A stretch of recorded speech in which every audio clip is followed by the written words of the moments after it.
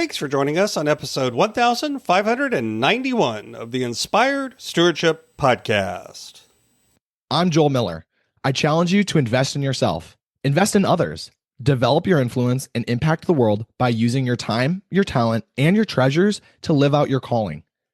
Having the ability to be brave enough to talk about your finances is key, and one way to be inspired to do that is to listen to this, the Inspired Stewardship Podcast with my friend, Scott Mater.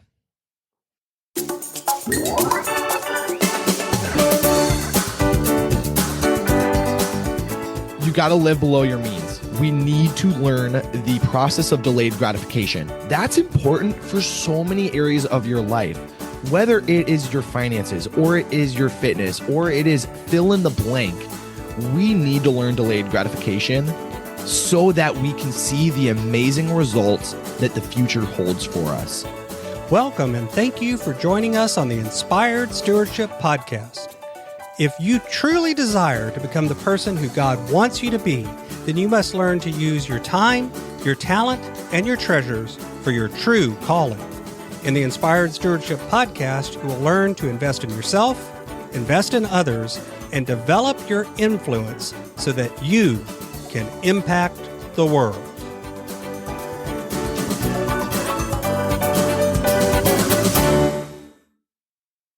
In this podcast episode, I interviewed Joel Miller. I asked Joel about his journey to building his own financial planning firm. Joel also shares with you how you can reset your mindset to be less intimidated by your money. And Joel also shares how you can pay attention to finances without giving up your faith or your identity. I have a great book that's been out for a while now called Inspired Living. Assemble the puzzle of your calling by mastering your time, your talent, and your treasures. You can find out more about that book over at inspiredlivingbook.com. It'll take you to a page where there's information and you can sign up to get some mailings about it as well as purchase a copy there. I'd love to see you get a copy and share with me how it impacted your world. Joel Miller is the founder of Flames Financial Planning, a flat-fee, membership-based financial planning firm. He's on a mission to bring peace and freedom to your financial life. Outside of work, he's a strong believer that physical fitness directly impacts both our overall well-being and professional performance. He's an avid cyclist and has completed 3 70.3-mile half Ironmans. In his view, when fitness begins to slip in priority, our work and finances often follow.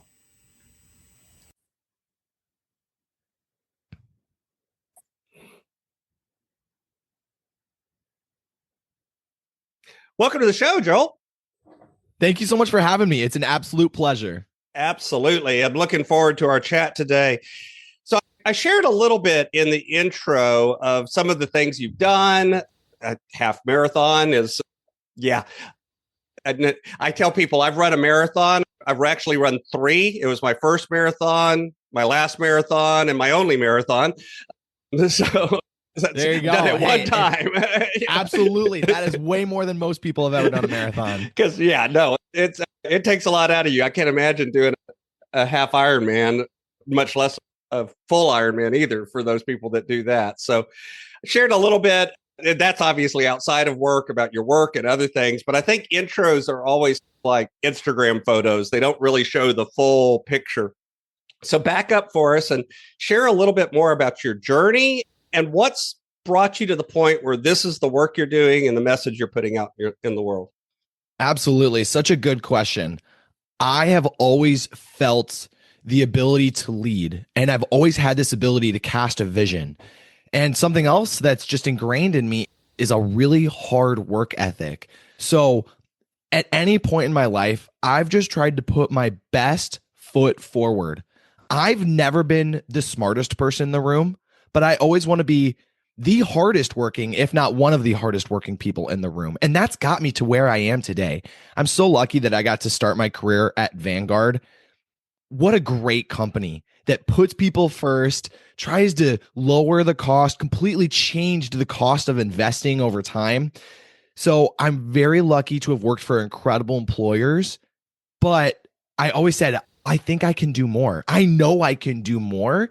So by continuing to do what I thought was best at that time, that's how I got here today, CEO of my own planning firm. So why did you decide to start your own firm? Why go that way? I had a vision. I think every good entrepreneur gets to a point where they're like, I see a business opportunity here. I could make some tweaks, I could improve some inefficiencies, and I could go start something for my own. When it came down for me, I love being a financial planner, but I was really only impacting the families that I was working with. So one of the reasons that I wanted to be the major decision maker and start and run my own firm was so that I can not only have an impact on, let's say, 200 families, I want to have an impact on 5,000 families, 10,000, 15,000, 20,000 families. That was probably one of the key decision making moments for me, was how can I have the largest and biggest impact and leave the largest legacy. And what that really came down to was starting my own business instead of settling, like most financial planners, settling for, you get your book, you set it up, a lot of people, they try to work less hours. They try to work at more in certain parts of the year and then take off a big portion of the year. And I just knew that I wanted to do something much bigger and broader than that. Mm-hmm.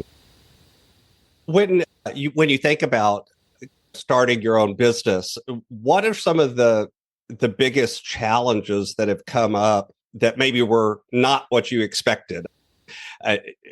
We always have a roadmap before we start our business. This is what's going to happen. And very seldom is that what happens. So what are some of the biggest challenges that you found that were maybe a surprise to you? Yeah, absolutely. What I realized is I'm not very good at sales, to be totally honest. Like, I have a lot of financial people aren't, quite frankly. Yes, because what's so funny is that financial planners are expected to wear this hat of, you got to be the best salesperson in the world, but you also have to be the best financial planner in the world. And I'm very thankful that I actually have never really had to do cold sales at any point in my career. So I came into this envisioning like, wow, we're going to grow so fast. I'm going to start hiring employees really quickly. And you quickly learn that you don't always find that instant success right away. It's coming, and thankfully the clients are coming in. People are really happy. People love the business. But it is a little bit of a wake-up call when maybe the numbers aren't exactly where you would have thought they were going to be in your initial roadmap. Mm-hmm.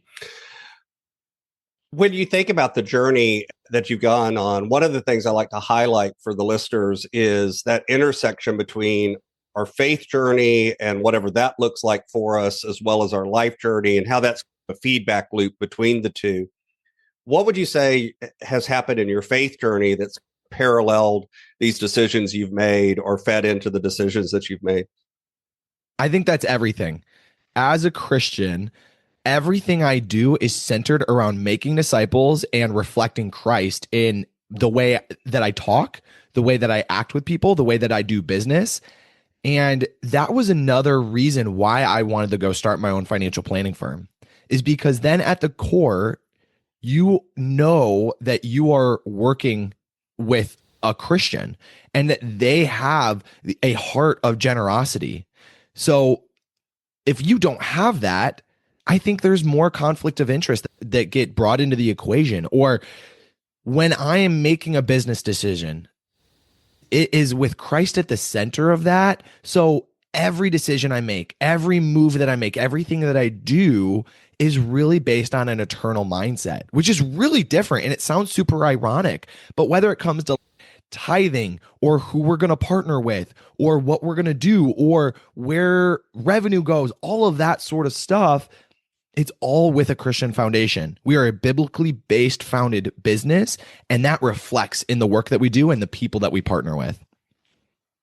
What are some of the things that you've taken as a different approach? You mentioned when you were working for others, you saw things that you wanted to do better or different or whatever. What have you embedded in your business as a different approach from what others are doing out in the marketplace? Again, not necessarily better or worse, just what are the things that you've changed or decided, hey, I want to do this in a different way? So one of the cool things about financial planning is there's so many financial planners out there and they all do it a different way. It was really easy for me to say, I know what I want to do. I know what I want to offer. I want to be different. I don't want people to be overcharged. So from the very beginning, I knew that we are going to be a flat fee financial planning firm, which means the cost does not increase as your wealth does. Very different from the rest of the industry, who charges a percentage of your assets under management. And then the other really exciting thing is being a comprehensive service, one that actually offers you investment management, financial planning, tax filing, and estate planning all included. So those were the biggest decision makers of I knew I was ready to go offer a unique business opportunity and a value proposition to individuals, but also employers. One of the things I'm most excited about is being a package that employers can offer to their employees.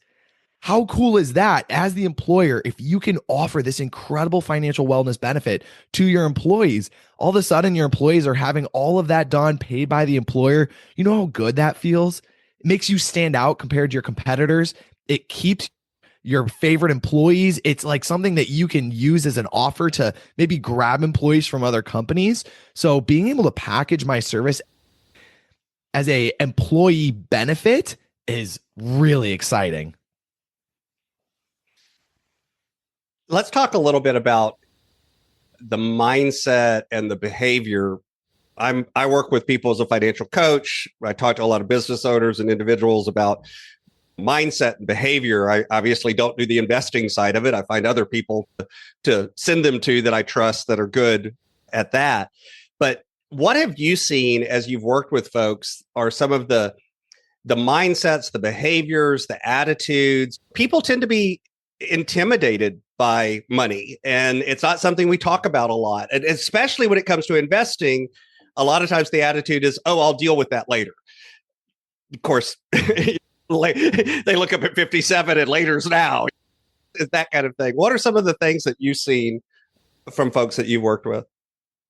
Yeah, I think this is one of the things that we're trying to champion is to raise the financial literacy floor of Americans. The earlier we start talking about this, the better.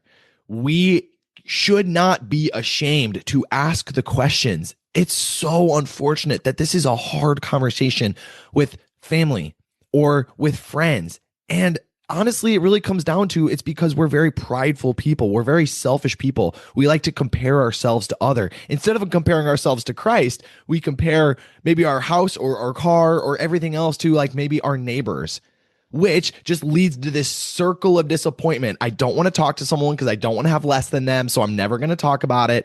And it's just this spinning circle. That's why I think it's so important to partner with a financial planner so that you can have that open and honest conversation. I talk to people about things that they haven't told their parents or their best friends or their kids because it's that third party that hey, they're not going to judge me. But one of the questions I get more than anything is, hey, how am I doing? How does this look compared to someone who looks like me and is in a similar life stage as me? And you know what I tell them? It doesn't matter. There's nothing we can do to change the past. All I care about now is changing that mindset, setting the goal going forward so we can change the future. We can't change the past, but now that we're working together, it is my job to make sure you are financially set for the rest of your life. And that's what we're going to do. When you're working with Christians and the biblical mindset, I've seen interesting things in the way Christians think about money as well. I like to use the example of I tell people that you'll often hear four things from the same person that can't all possibly be true. Which is this person has no money. That must be because they've done something wrong and God isn't blessing them.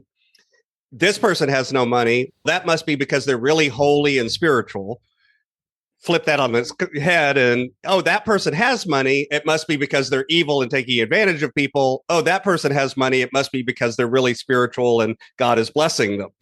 Sure. Obviously, all four of those cannot, something's wrong. And yet I'll hear that often in the same church or in the same group of people where it's like, no matter what's happening, it's a bad thing is the approach.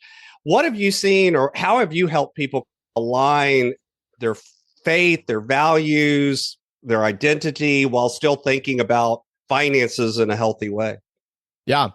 The first place I'm going to go is to the Bible, right? Money is one of the most discussed subjects in the entire Bible. So, where better to gain the truth of where biblical money wisdom really comes from?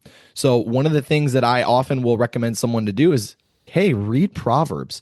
Read one proverb every single day, and let's decide together what the Bible says about money and blessings and wisdom and fruitfulness. So that's what I would say is there's so many different things you could say about it. And the Bible is often so misrepresented in a lot of ways, but that's probably because they're saying Bible plus this. And anytime that you say plus something, you're probably adding in your own sinful view of whether it's judgment or comparison or any of those things that we talked a little bit earlier about. So I want to go to the source and the source only. What does the Bible say about this? And that's what's so cool about it, because then I can teach people how to be more generous. I can teach people how to be more loving.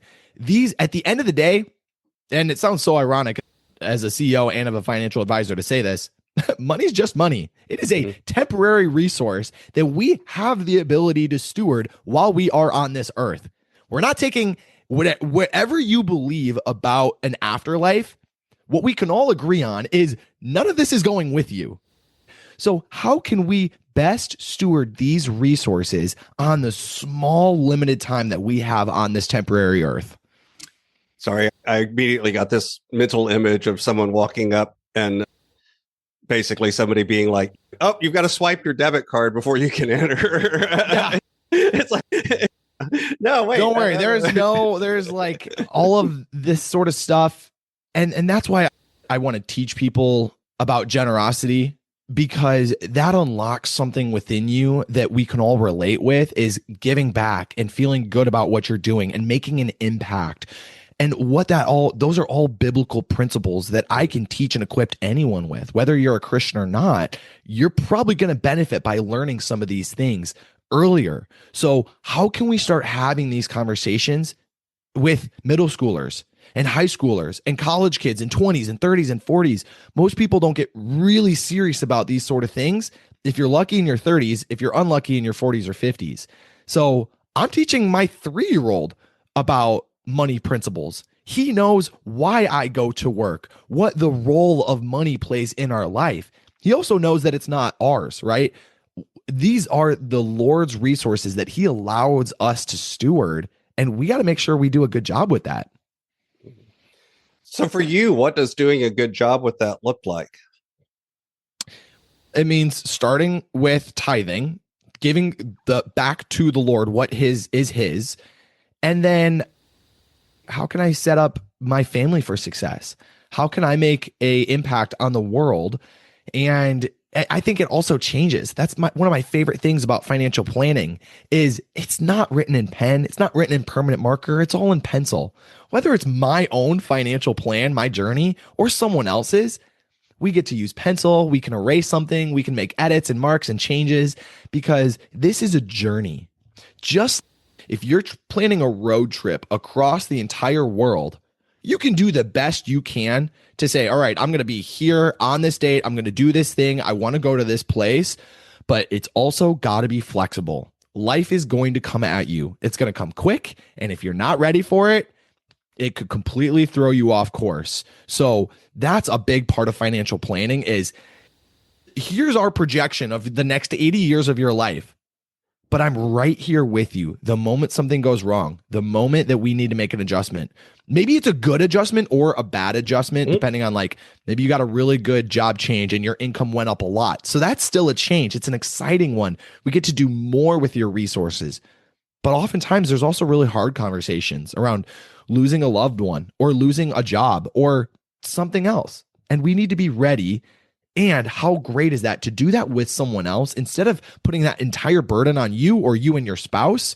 It feels really good to have an extra person in your corner to talk about those things with.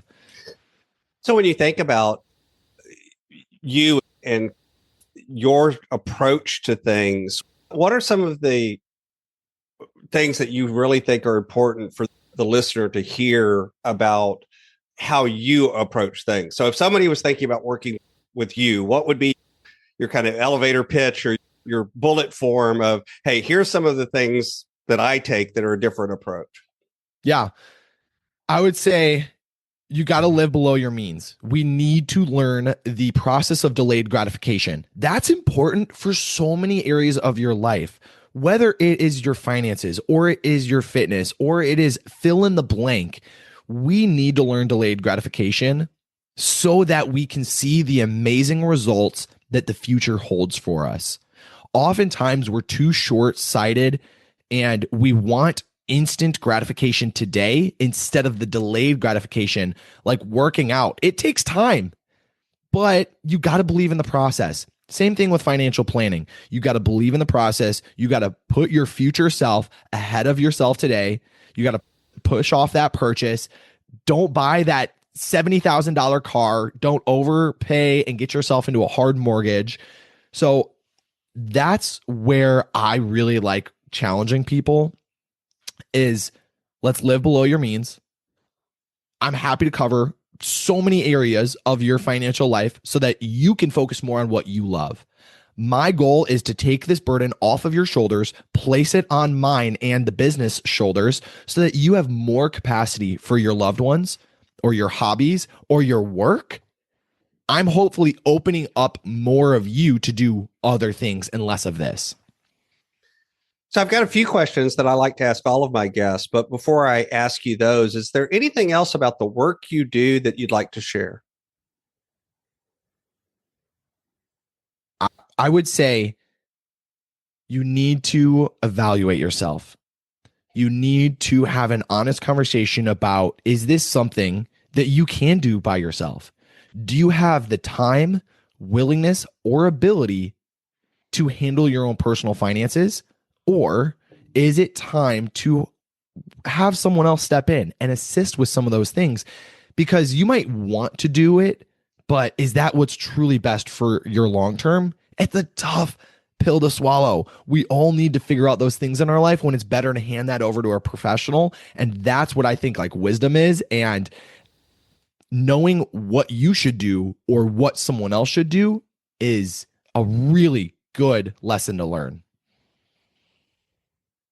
So my brand is Inspired Stewardship, and I run things through that lens of stewardship. You mentioned stewarding resources earlier, and yet stewardship is one of those words that I've discovered means a lot of different things to a lot of different people. So when you hear the word stewardship, what does that word mean to you?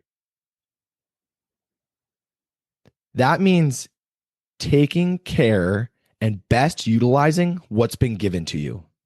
So if I give a teddy bear to my 3-year-old and I say, hey, this is your responsibility.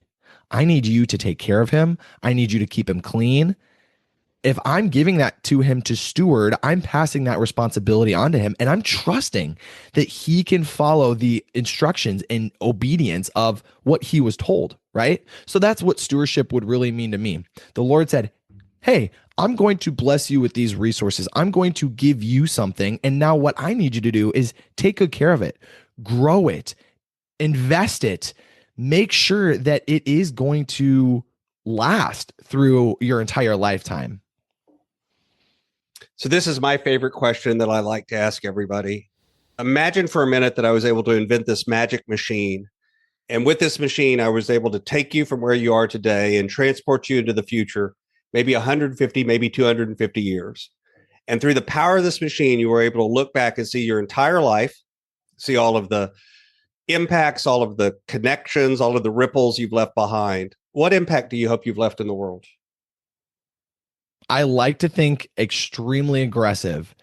So, what I would say, if possible, I think this would be the coolest thing is to be remembered as one of the most influential people for the mass affluent class.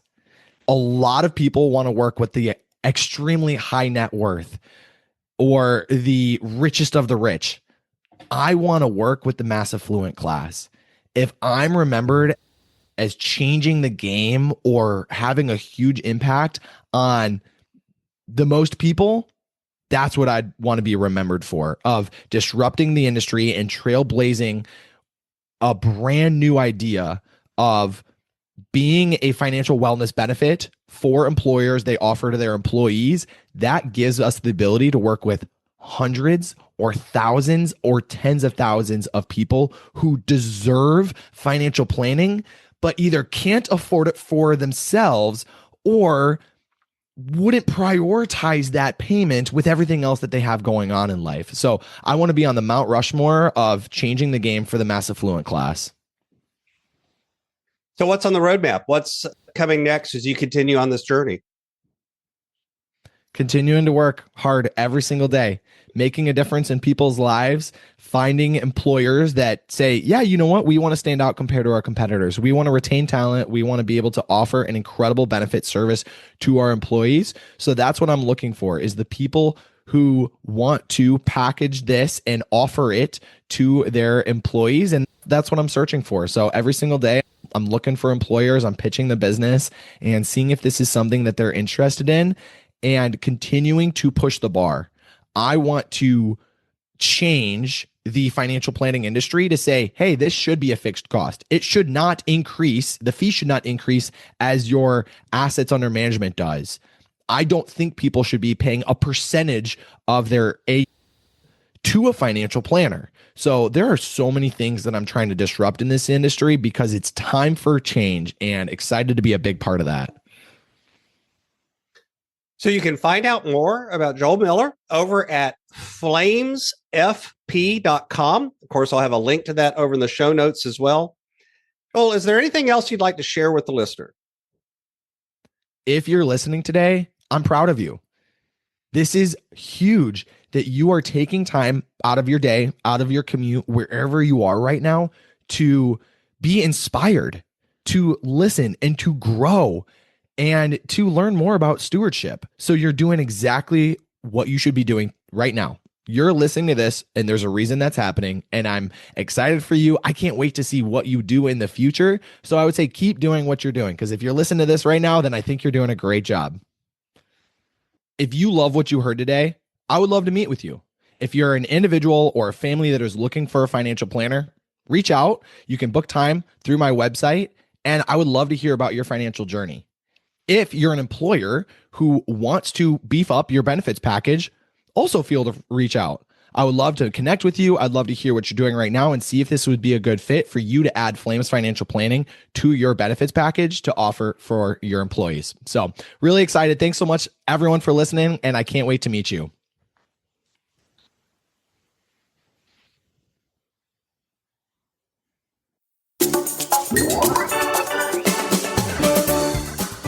Thanks so much for listening to the Inspired Stewardship Podcast.